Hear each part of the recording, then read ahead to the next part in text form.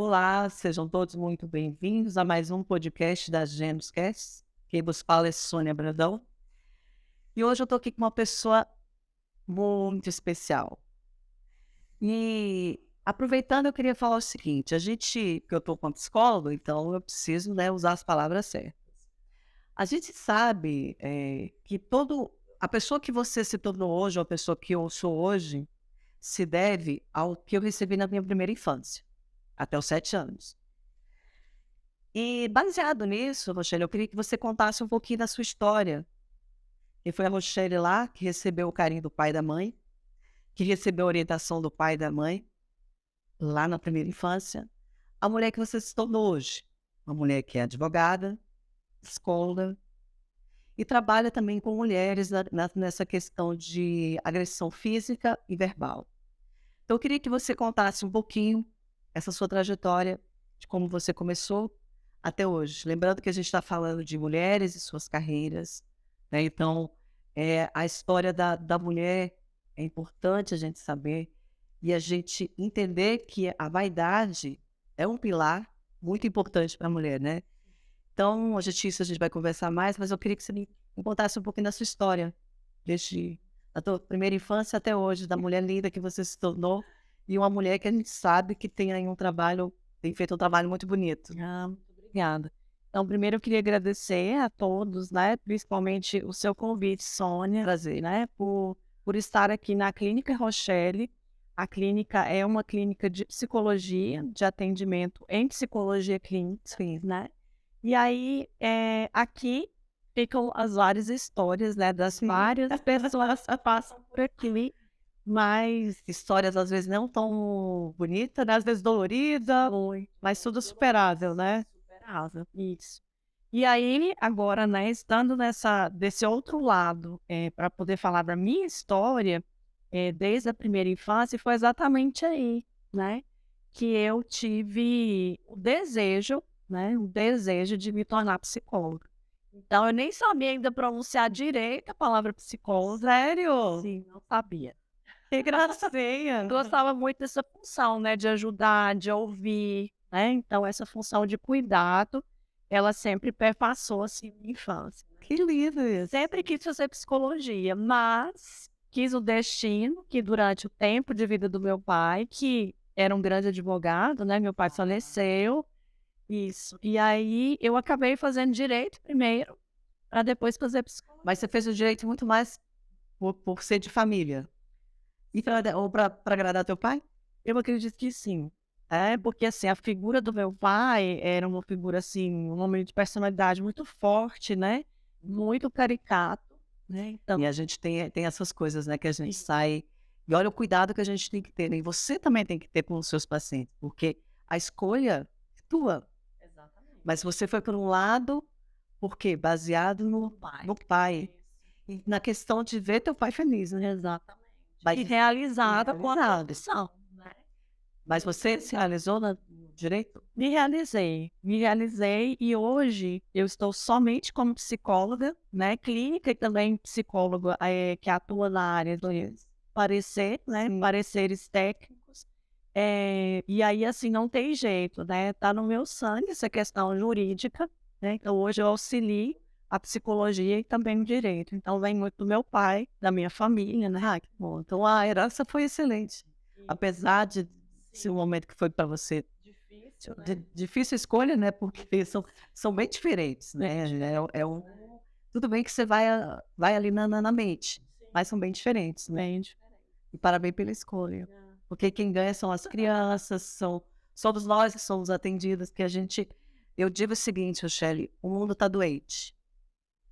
E eu não digo eu acho que eu diria que hoje você está numa das profissões mais importantes que existem, porque é o emocional, é a cabeça, é o não se sentir amada.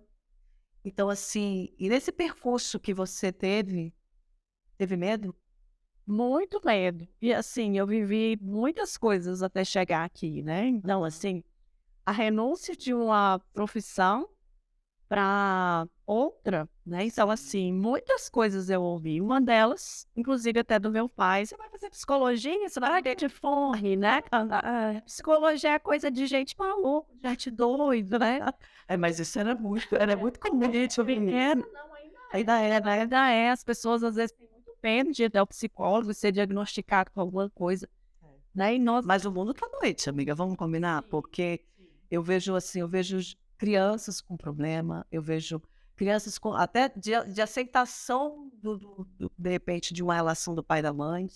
Na escola, eu vejo que o problema tá em todas as idades. Sim, porque o mundo mudou muito, né? Então, veja bem, que da minha época para cá, olha quanta coisa mudou, né? Então, assim, quando eu estava na minha adolescência, começou a vir o boom da tecnologia, né? Então, assim, olha só a mudança. Então, assim, hoje a gente tem possibilidade, coisas que nos facilitaram, né? Sim. Mas que também nos desafiam, por exemplo, na educação dos filhos.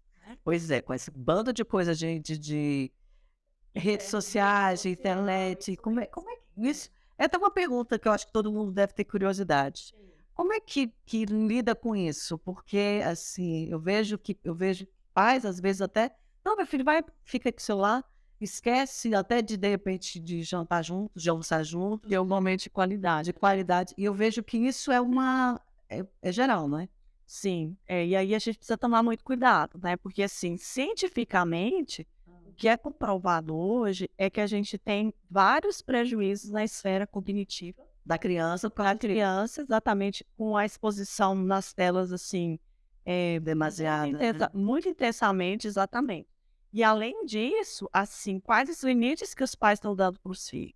E se dá, né? Porque eu vejo que tem muitos que não tem, né? E o Exatamente. que você aconselha? Até aproveitando aí, dar Uma questão assim séria. A Sociedade Brasileira de Pediatria, ela faz uma recomendação, né, para as faixas etárias. Então, tem um limite, por exemplo, de 0 a 12 anos, perdão, de 0 a 2 anos de idade, né? Qual o tempo de exposição? Então, pelo menos assim, 1 hora é possível, né? Só que a gente precisa entender o seguinte, que nós não vamos ficar sem a tecnologia. Não, impossível. Então Agora a gente tem que vai vir pra aprender a lidar, exatamente, né? E assim, e ficar atento, monitorando as ferramentas, por exemplo, de controle, né? Eu indico muito aqui no consultório a Custódio. Não sei se você conhece. Não conheço. Hoje os celulares já têm a oportunidade lá do bem-estar, controle parental. Coloca, Isso, que é uma forma também desse controle, né? você limita, né? Que você limita. Então, assim, tem que existir acordos, as regras têm que ser claras, né? E os pais têm que cumprir, as crianças também. Agora, não dá para ficar sem. Não dá. Essa coisa, porque o lado definitivo não existe mais. Até porque as crianças usam até para fazer trabalho, para estudo, né? Então ainda se usa, né? Escola. Para tudo, né? E ainda mais no pós-pandemia, né? Que todos nós ficamos, assim, bastante Muito, né? e ficamos refém, acho que da tecnologia, porque você não tinha o que fazer, vai fazer o quê? Vai ver série, vai ter vídeo, vai ver, né? E assim, aí você já criou um hábito. E como é que é mudar o hábito? Mudar o hábito, Quebrar isso é difícil, né? é difícil. Então, assim, a criança não consegue fazer sozinha. Ela precisa do auxílio dos pais. E os pais precisam de orientação. E os pais precisam estudar e buscar ajuda. Sim. Quem é que vai ajudar os pais? O psicólogo infantil, né?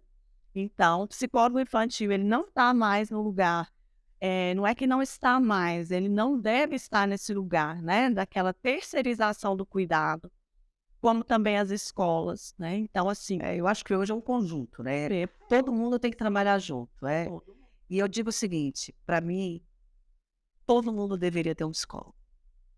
Todo mundo deveria conversar, porque às vezes a gente guarda muita mágoa, muita coisinha aqui, que não bota para fora. Às vezes, quando assim a gente tem alguma coisa, fala alguma coisa, xinga ou faz, você bota para fora. Mas é aqueles que guardam. esses são os mais, assim, vamos dizer, difíceis de ser acessados, mas que precisam reconhecer a necessidade de serem cuidados.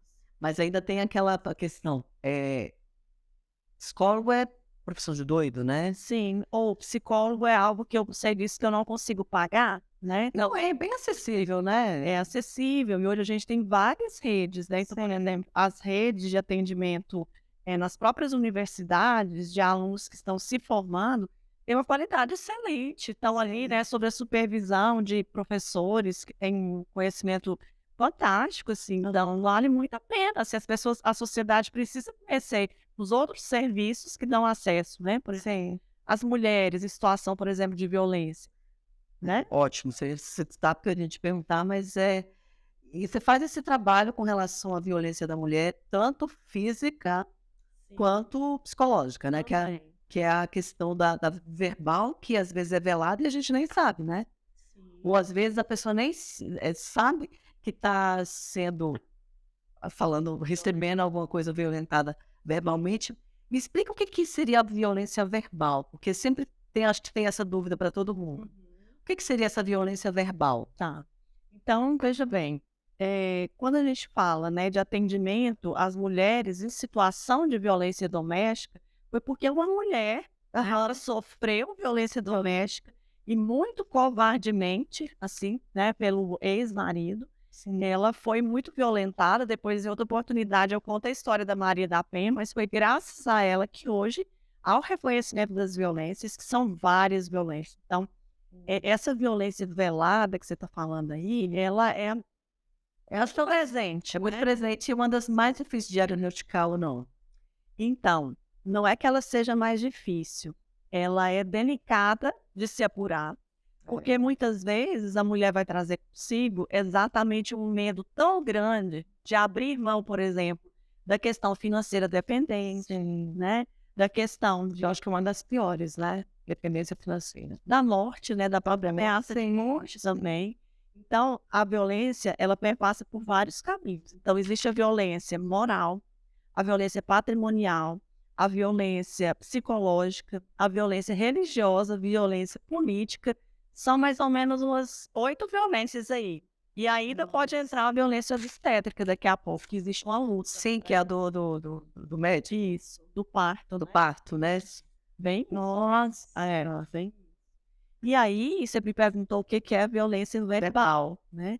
A violência verbal significa eu preciso emitir o verbo, emitir a palavra certo. para poder configurar o crime de violência verbal. Então, que acabam por denegrir a mulher, né? Crimes de calúnia, injúria contra a honra, né? Calúnia, injúria, difamação. Então, tudo isso está dentro. E a partir do momento que eu consigo encontrar isso, como é que eu provo? Pois é. Isso é uma coisa que, assim, como é que você vai provar uma violência verbal? Então, olha só, são vários os caminhos, né? Primeira coisa, a gente precisa dar a condição dessa mulher ser ouvida. E ela ter coragem de falar, né? E ela ter coragem para falar. Para falar não é tão difícil, porque né, existe aí, por exemplo, o projeto Justiceiras, que ele quem é a precursora dele é a Laura Gabriela Mansur, que foi a promotora que denunciou o João de Deus. Ah, sim, ela é ator de abuso. Então, é um projeto que está em todo o Brasil, e aí convidar todos até para conhecerem, né? Joga lá no Google. Como é que é o nome? Justiceiras. Justiceiras. Isso. Coloca aí no Google que vai aparecer e vamos. E a ideia é, Nocelli, até Por que que eu comecei o podcast com as mulheres? Exatamente porque eu acho que a gente tem tudo para ser uma classe muito unida, mas pelo contrário, às vezes as mulheres veem a outra como uma concorrente e não é isso. Eu acho que tem espaço para todo mundo. Todo mundo tem que ser feliz, todo mundo tem que ser amada. Principalmente nós mulheres temos que ser amadas e amadas uma pela outra. Então, eu acho que o meu papel de começar esse podcast foi exatamente isso.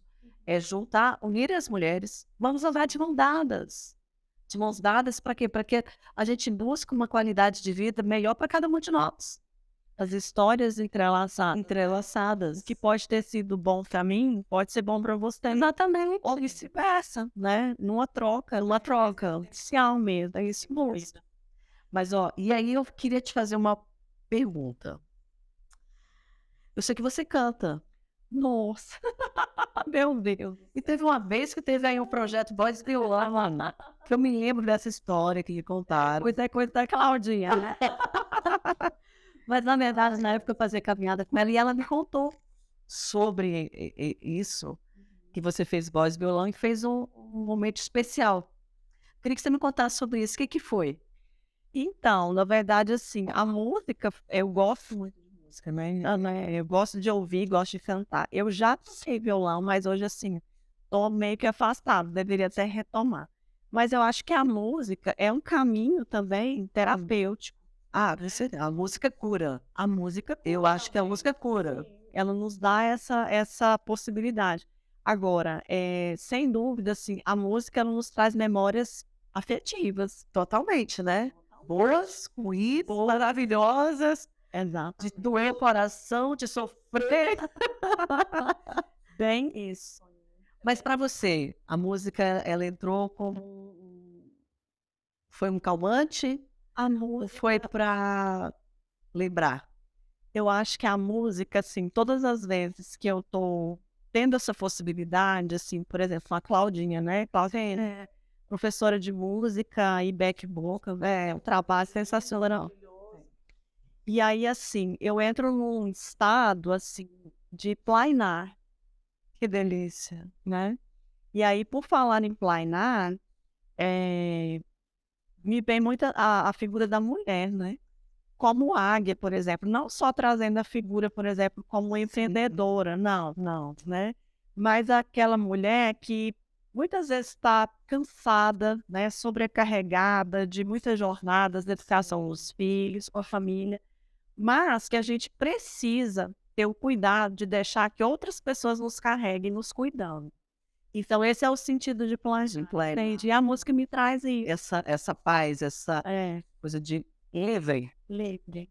É e aproveitando isso, eu vejo que tem mulheres que fazem da música seu sonho, tem mulheres que usam a música para acalmar. A música na sua vida, ela entrou para planar. E você recomenda a música aqui também para os seus pacientes como uma coisa de terapia? Com certeza. A música, ela é um recurso que eu utilizo na terapia, então o paciente ele tem essa liberdade de escolher a música que lhe é tão familiar, né? Sim. E aí, em cima disso, eu trabalho, né? O que que vai surgindo ali, quais os sentimentos que vêm surgindo, né? E é muito legal, assim, a gente sai desse lugar, né? Que é mesa, eu te E ela entra em conexão comigo mesma. isso. E aí eu quase derrubei o microfone. Então, assim, a música, ela conecta as pessoas, né? A música, ela une as pessoas. Então, se você começar a cantar uma canção sertaneja, aí, né, por exemplo, Leandro e Leonardo, né? Que é uma coisa que te remete a memórias passadas. Passadas. Então, assim, as E foi pessoas bom. vão cantar. Isso, as pessoas vão cantar. É como a bola, né? A bola também une as pessoas, a bola, né? Mas eu acho que é isso, você tem que ter alguma coisa que realmente você goste. Ou um esporte, uma música, e unir as pessoas, porque onde você tem futebol, pode ter certeza que tem muita gente. Aonde tem música, tem muita gente. Exato. Tem vôlei também, né? Deixa eu te perguntar uma coisa. Você chegou onde você chegou, mérito seu, parabéns. Se você tivesse que fazer algo diferente na sua jornada até aqui, você mudaria alguma coisa ou continuaria a fazer as mesmas coisas, os mesmos erros? Ou você teria feito algo diferente? Eu teria feito tudo de novo, Do mesmo jeitinho. do mesmo jeito. Valeu a pena. Valeu a pena. Você se sente realizada como mulher, Sim, como profissional, sim. como mãe? Como mãe também, sim, com certeza. Não foi fácil, né? Foi difícil. Eu não comecei estando onde eu estou. Eu comecei com 22 anos de idade, indo para o tribunal do júri, tendo que fazer uso do microfone, porque o meu tom de voz ele é baixo. É baixo, então eu falo muito para É pequenininha. eu tenho voz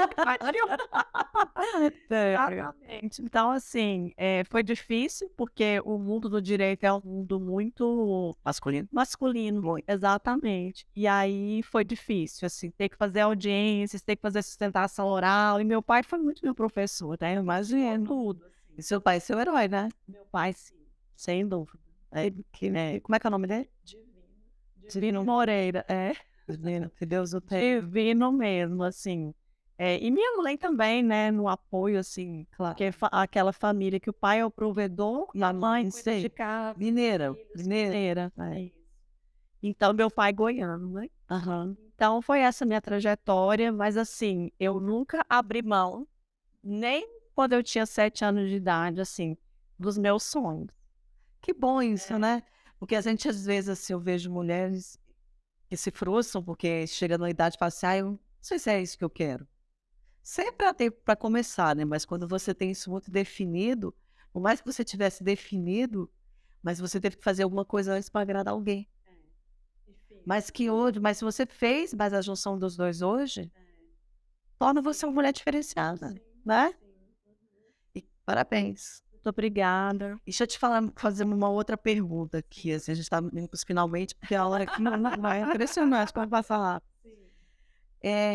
Você como psicóloga, hoje o seu consultório atende crianças, mulheres, qualquer idade? Eu atendo, sim, eu atendo crianças, adolescentes e adultos, que é a linha do desenvolvimento, né? Pronto. E aí atendo esse trabalho meu paralelo, é o trabalho que eu desenvolvo com essas mulheres em situação de violência doméstica, em situação de contexto judicial, né? Então, guarda compartilhada, guarda alternada, guarda unilateral, ou também na própria situação de divórcio, alienação parental. Então, é um trabalho que eu atuo produzindo documento, né? Que são os pareceres.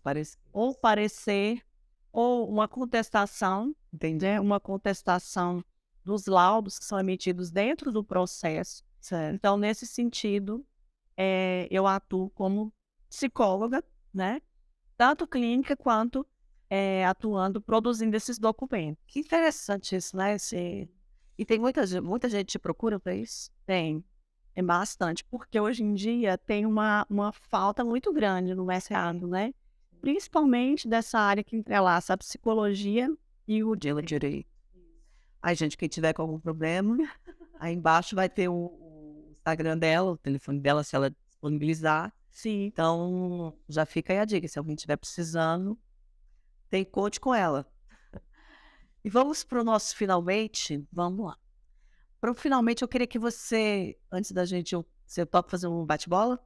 Sim. Antes do bate-bola, eu queria que você olhasse lá para a câmera e falasse uma palavrinha para aquela mulher que se sente inferior, que se sente feia, que se sente improdutiva, que se sente diminuída.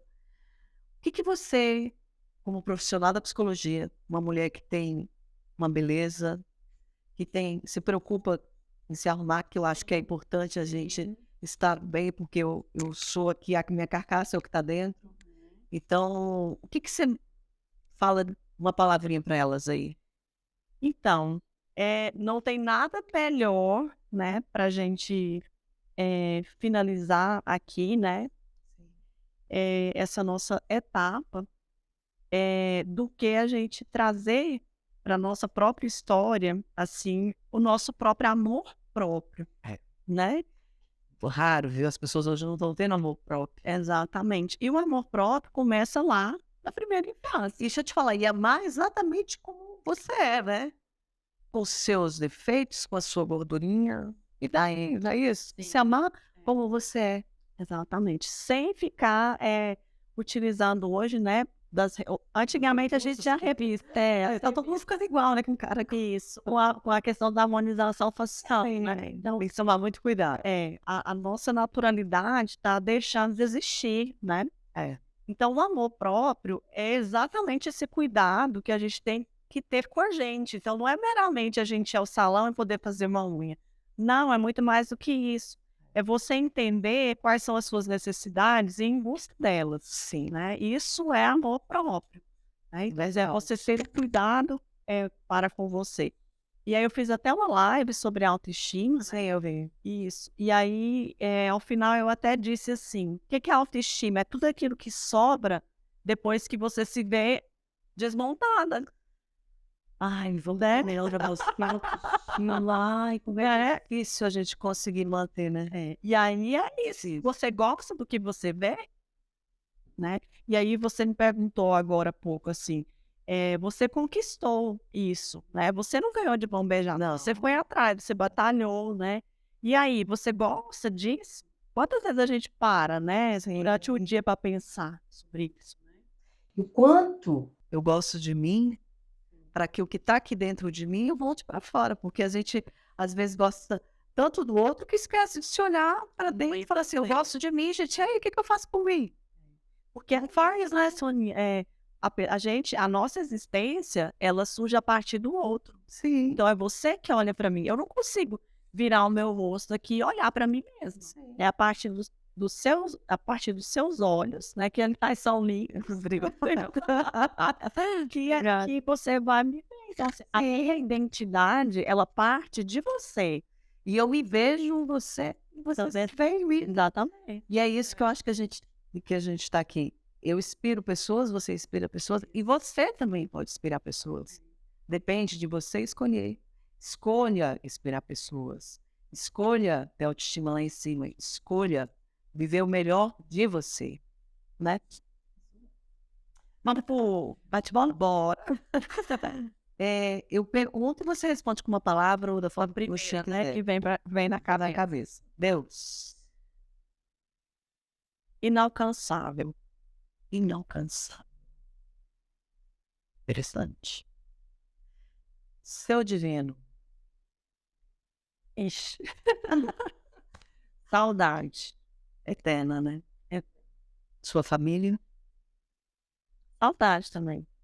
Seus filhos. Esperamos. O que você não gosta em você, na Rochelle?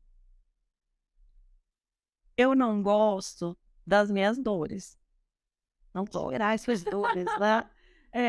Exatamente. Essa parte difícil, né, Luciane? E o que você mais gosta em si? Eu gosto de poder tornar a vida do outro melhor, sabe? Eu gosto dessa coisa de poder ajudar na transformação. Eu acredito sempre que a gente, em qualquer idade, a gente é capaz de mudar, ainda que minimamente, assim, sabe? E um pouquinho que você muda já faz uma diferença gritante. É igual, por exemplo, eu não gosto de café. Ó, Mar, me desculpa, viu? Eu tô impressionista. Mas, assim, é a mesma coisa que você tomar café sem açúcar para mim. Nossa, para mim é maravilhoso, Ale. Pois é, olha só, né? Então, eu acho que é muito isso, assim, sabe? Você Que bom você ver isso em você, né? Você gostar de ajudar o outro. Olha responsabilidade, é colocar responsabilidade. aquele pouquinho de açúcar ali naquele café, sabe? E o que te dá mais coragem? Ai, isso, Sônia, eu vou te falar, viu? Eu quero lá no âmago. Café não é fácil ser psicóloga, não, viu? Verdade, bola. Olha, eu acho que é a minha profissão. É, né? Ela me segura na minha mão e fala: vamos, Rochelle, porque você tem pessoas esperando por você, né? Você pode não saber quantas vidas você transformou Mas você atrás, mas elas saberão. saberão. E o que te dá mais medo? A morte. É morte.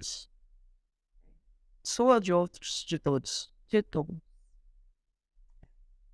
É porque fica saudade, né, Luciane? Fica saudade. Eu não quero sentir saudade. Da saudade, a gente sabe que o dia vai encontrar, mas assim, a saudade é de imaginar quando que eu vou encontrar. Será que eu vou encontrar? Saudade é uma. É verdade. A morte Só existe em português, né? é. Não existe em outra língua assim. É. Uma frase que te define, Shelly. Nossa, tem uma que eu gosto muito. Já tá virando até clichê. Não tem problema. Essa frase, ela me diz assim: se eu fui capaz de ver mais longe, é porque eu me apoiei em ombros de gigante. Uau! Quem tá medo? E uma pergunta que eu queria te fazer indica um livro aí para quem precisa, porque eu sei que é uma leitora, você sempre nas suas lives indica um livro. Que livro que você indicaria? Assim, na ponta. Nossa, É o que vem na cabeça. tem um livro que se chama Amor em Prateleiras, Olha, que é da não conheço. professora Valesca Zanello. Pode procurar lá. Amor em Prateleiras, fica a dica. Isso mesmo. Eu acho que é isso, viu, gente. Você não pode, a gente corrige depois, a gente tem tipo. E aí é o seguinte, pra gente finalizar de verdade agora, como você canta? Aí eu quero uma música quando você tá fazendo faxina. Você tá toda desarrumada, descabelada, fazendo faxina. Que música que você canta? Meu Deus. Vai ter que cantar, porque você tem uma voz linda. Já sei.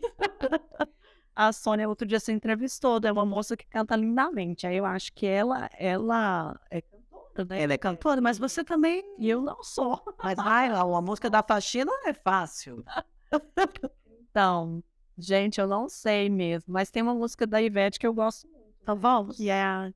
Que é aquela que diz: Meu coração sem direção, voando só por voar, sem saber onde chegar, sonhando em te encontrar.